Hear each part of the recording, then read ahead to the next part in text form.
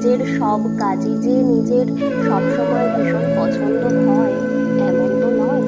আবার কোনো কোনো কাজ একটু বেশি ভালো লাগে করার সময়। তো সেরকমই একটি কাজ আমি এখন করছি। তো সেই কারণেই ভাবলাম আপনাদের সকলের সামনে নিজের কাজ করার কিছু মুহূর্ত একটু তুলে ধরি। তো আপনাদের